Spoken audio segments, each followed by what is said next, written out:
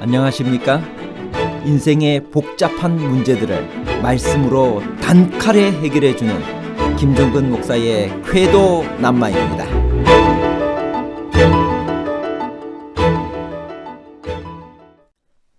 바울의 초기 활동의 순서는 어떻게 되나요? 다메섹에서 그리스도를 만난 후 1차 전도 여행을 떠날 때까지 바울은 무슨 일을 하고 있었나요? 바울은 회심 후 13년 만에 예루살렘에 가서 총회에 참석했나요? 아니면 14년 만에 참석했나요? 13년과 14년에 관한 복잡한 문제를 하나님 말씀의 가르침으로 명쾌하게 해결해 드리겠습니다. 14년 후란 언제부터 계산하여 14년 후란 말인가요? 그 사이에 바울에게 무슨 일들이 있었나요? 갈라디아 2장 1절 14년 후에 내가 바나바와 함께 디도를 데리고 다시 예루살렘에 올라갔나니. 언제부터 14년 후인가 하는 것이 문제입니다. 이번 제2차 예루살렘 방문의 목적은 이방인에게 복음을 전하는 복음의 내용에 대하여 예루살렘 지도자들에게 설명하려 함이었습니다. 따라서 사도행전 15장의 기사에 의하면 이 사건은 예루살렘 총회가 열린 AD 49년의 일이었습니다. 그렇다면 14년 전은 AD 35년경이 되기 때문에 바울이 다메섹에서 회심 후 14년 후란 말이 됩니다.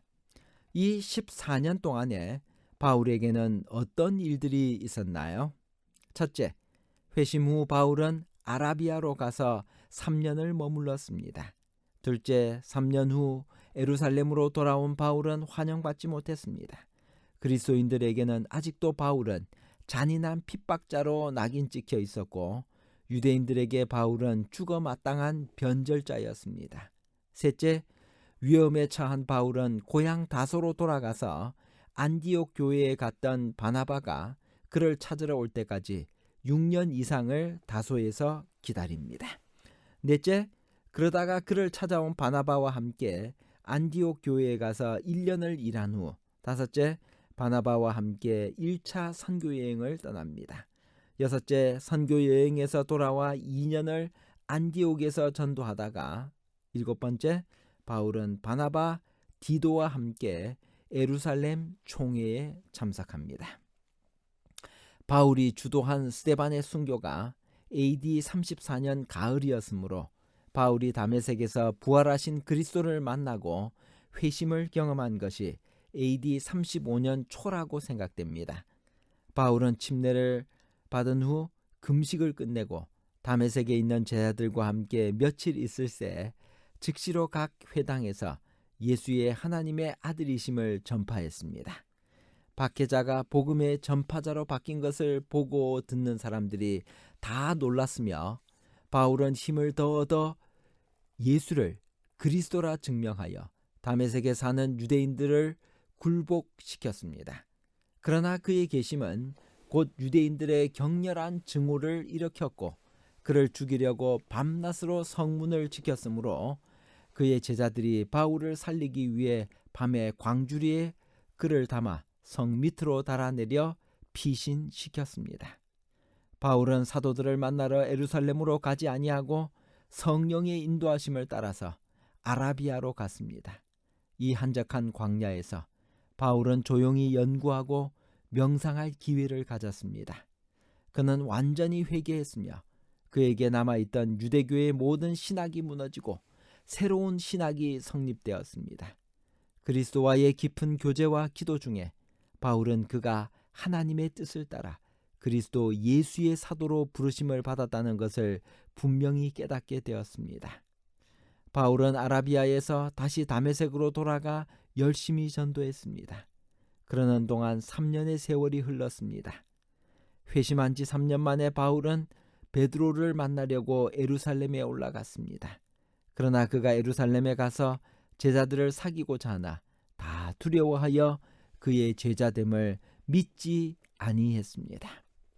거만한 바리새인 핍박자였던 그가 예루살렘 성도들에게 준 상처는 너무나 큰 것이어서 그들은 바울을 받아들이기가 어려웠던 것입니다.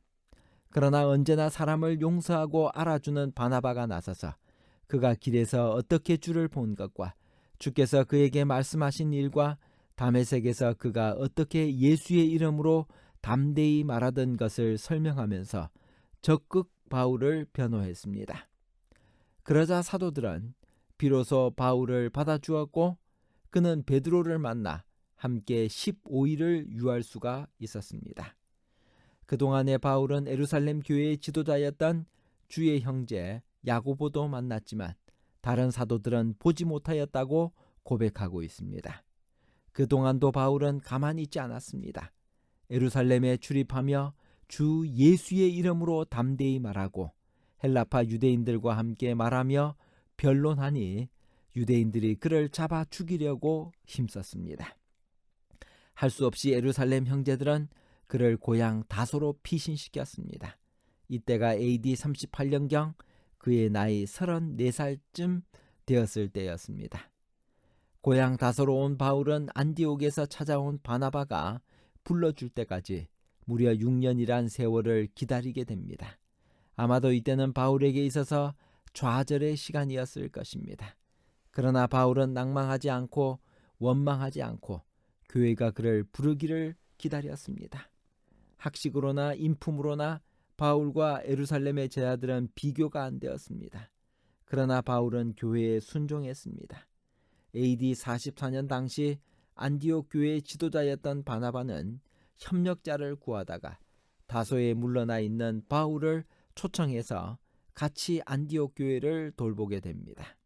AD 45년 안디옥 교회는 성령의 지도하심을 따라 바나바와 바울을 선택하여 안수하고 세계 선교를 위해 파송합니다. 2년 동안 바울 일행은 남갈라디아 지방에서 열심히 일하여 교회들을 세우고 굳게 했으며 이방인 중에서 많은 개종자들이 생겨났습니다. 그들은 그리스도를 믿음으로 구원을 받는다는 바울의 가르침을 받은 사람들이었습니다. 그러나 일부 유대인들은 그들이 할례를 받고 모세의 율법을 지켜야 구원이 있다고 주장해서 교회에 큰 혼란이 일어났습니다. 예루살렘 교회는 안디옥 교회의 요청으로 이 문제를 해결하기 위해 예루살렘에서 역사상 처음으로 교회의 총회를 열었습니다. 바울과 바나바는 이 총회에 참석하기 위하여 바울이 계심한 지 14년 만에 예루살렘으로 가게 되었습니다. 이때가 AD 49년이었습니다. 총회가 끝난 후 바울은 다시 3년 동안의 제2차 전도 여행을 떠나게 됩니다. 바울은 에베소로 직행하고 싶었지만 성령께서 막으시기 때문에 발길을 유럽으로 돌립니다. 마게도냐의 부르짖음은 곧 유럽의 부르짖음이었습니다. AD 53년에서 58년까지 5년 동안 바울은 제3차 여행을 떠납니다. 그리고 마침내 10년 만에 예루살렘으로 다시 돌아옵니다. 그러나 성전에서 폭도들의 손에 붙잡히게 되고 2년 동안 총독부가 있는 가이사랴의 감옥에 갇혀 있다가 황제에게 호소했기 때문에 로마로 가게 됩니다. AD 61년에서 63년까지 바울은 로마의 셋집에 살면서 열심히 전도했습니다. AD 63년에 바울은 네로에게 재판을 받고 무죄로 풀려나왔습니다. 그리고는 로마를 떠나 다시 소아시아와 마게도냐 지방을 순회하면서 전도했습니다. AD 64년 네로는 로마 시가지에 불을 질렀습니다. 그리고 대대적으로 그리스도인들을 핍박했습니다.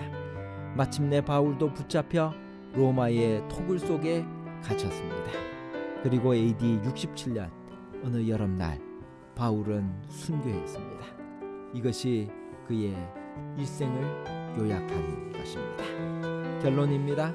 첫 번째, AD 34년 가을 스데반의 순교 후 얼마 안 된 AD 35년 초에 바울은 다메섹의 회심을 경험합니다. 둘째, 3년간 AD 35년에서 38년까지 아라비아와 다메섹에서 그리스도인으로서 깊은 겸비와 수련의 기간을 거친 후 바울은 예루살렘에 가지만 환영을 받지 못하고 오히려 신변이 위험해지자 고향에 물러가 6년 동안 AD 38년에서 44년 동안 더 기다립니다.